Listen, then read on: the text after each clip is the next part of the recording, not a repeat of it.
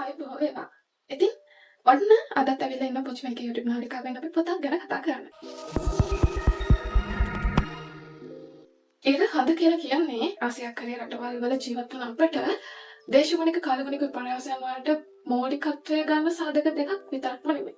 අපේ ආගමික වශයෙන්, ඇතිකිලි වශයෙන්, ඒ වගේම අපේ සෞන්දර්යාත්මක අංශ වලට ගොඩාක්ම මුහු වෙච්ච සෞන්දර්යාත්මක සංකල්ප දෙකක්. ඉතින් මේ සංකල්ප දෙකත් එක්ක අපි අපේ විශ්වාසයන් ගැන කතා කරනකොට අපේ රාවණ කතාව රාවණ සහ රාම කතා පුරාවෘත්තය ඉස්සරහම තියෙන පුරාවෘත්තයක්. අපි ගිය ගමන කතා කරා ඔයගලන්ට මේ වීඩියෝ එකෙන් පහලින් මෙන්ෂන් කරන්නම්. ඒ වීඩියෝ එකේ ලින්ක් එක රාම ත්‍රිත්වයේන රාම පොත ගැන. ඒ පොතේ රිවිව් එක ඔයගලන්ට ගිහලා බලන්න පුළුවන්. අද අපි කතා කරන්න යන්නේ රාම ත්‍රිත්වයේ එන දෙවැනි පොත සීතා කියන පොත ගැන. සුපුරුදු විදිහටම ආශිර්වාද ප්‍රකාශනයක් විදිහට සිංහල පරිවර්තනය අපේ අතට එන මේ පොත රචනා කරන්නේ අමේෂ් ත්‍රිපති කියන ලේඛකයා විසින්. රාම කියන පොතම වගේම තමයි පොඩි වෙනසකට තියෙන්නේ. මේ පොත ලියවෙන්නේ සීතා කියන චරිතය මූලික කරගෙන. රාම පොත රාම කියන චරිතය මූලික කරගෙන තමයි කතාව ඉදිරියට දිව යන්නේ. ඊටු කොටස සීතා කියන චරිතය මූලික කරගෙන මෙන්න මේ පොතෙන් ඉස්සරහට ගෙනියනවා. මේ පොතේ අපි දැන් සීතා කියලා කතා කරාම අපි හිතන් ඉන්නේ හරිම සුකුමාල, ලයාන්විත, ඒ වගේම ලාලිත්‍ය පිරුණු චරිතයක් විදිහටනේ. හැබැයි අමේෂ් ත්‍රිපති කියන ලේඛකයා මේ සීතා කියන චරිතය හරිම වෙනස් විදිහට පෙන්නනවා. ඒ කොහොමද කියලා ඔයගලන්ට දැනගන්න නම් පොත කියවන්නම වෙනවා. මම පොඩි ට්‍රික්ස් ටිකක් දෙන්නම්. හරිම කාර්යශූර, යුද්ධය පැත්තට නැදී රණශූරයෙක් විදිහට, යනශූරවරියක් විදිහට ඉස්සරහට යන, ඒ වගේම දේශපාලනය, සමාජ දර්ශනය ගැන, ඒ වගේම හිතහිම් ගැන හරිම දාර්ශනික විදිහට කතා කරන්න පුළුවන්. ඒ වගේම හරිම හොඳ ප්‍රෞෂයක් තියෙන කාන්තාවක් විදිහට, ඥානාත්මක විදිහට තමයි මේ සීතා කියන කතාව ඉස්සරහට ගෙන යන්නේ. ඒ වගේම මේ පොත ඇතුලේ හැමෙන් රාවණා කියන චරිතයට අමුතු දෘෂ්ටියක් ගේනවා.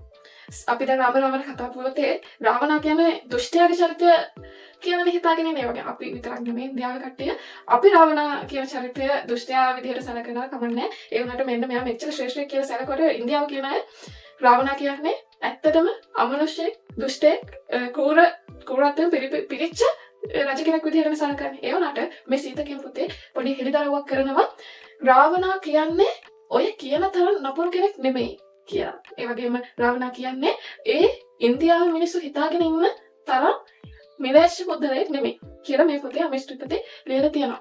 ප්‍රධානම කාරණාව ඉන්දියාවේ ලේඛකයෙක් වෙලත්, ඉන්දියාව ආගම එක්ක ගැටිලත්, ඉන්දියාවේ විශ්වාස මතිමතාන්තර එක්ක ගැටිලත් මේ පොතෙන් රාවණා ගැන වෙනම දෘෂ්ටියක් සපයන්න උත්සාහයක් ගැනීම කියලා මම හිතනවා. ඒ වගේම මේ පොත ඇතුලේ වර්තමානයත් එක්ක දැන් අපේ ජීවත් වෙන ලෝකෙත් එක්ක මේක දේව කතා පුරාවෘත්තයක් විදිහට පෙන්වන්නේ නැතුව සාමාන්‍ය මිනිස්සුත් එක්ක මුහු කරන්න පුළුවන් කතාවක් විදිහට මේ පොත අමේෂ් ත්‍රිපති පෙන්වලා දීලා තියෙනවා. ඒක ඇතුලේ ආගම්, සමාජ දර්ශනය, ආර්ථිකය, දේශපාලනය ගැන විතරක්ම නෙමෙයි. තව බොහෝ පැතිකඩයන් ගැන හරිම තර්කානුකූල කාලෝචිත විදිහට ප්‍රශ්න කිරීම එක්ක ඉස්සරහට කතාව හරගෙන කියලා තියෙනවා. කතාව කිසිම විදිහකට කමැලි හිතෙන්නේ නැහැ.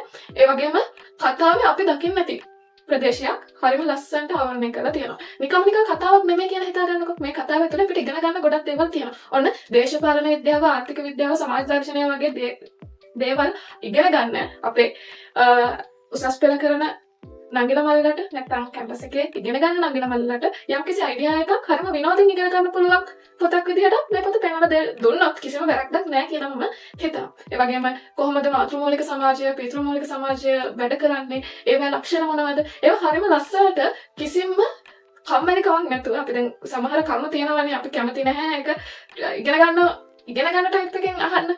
හරිම ඉන්ටරෙස්ටිං විදිහට මේ පොත ඇතුලේ එක කරුණු අපිට හරිම බෝරින් කරුණු අපිට ඉගෙන ගන්න chance එකක් හදලා දීලා තියෙනවා. අන්න ඔක තමයි මේ සීතා කියන කතාවේ මම දකින විශේෂත්වය.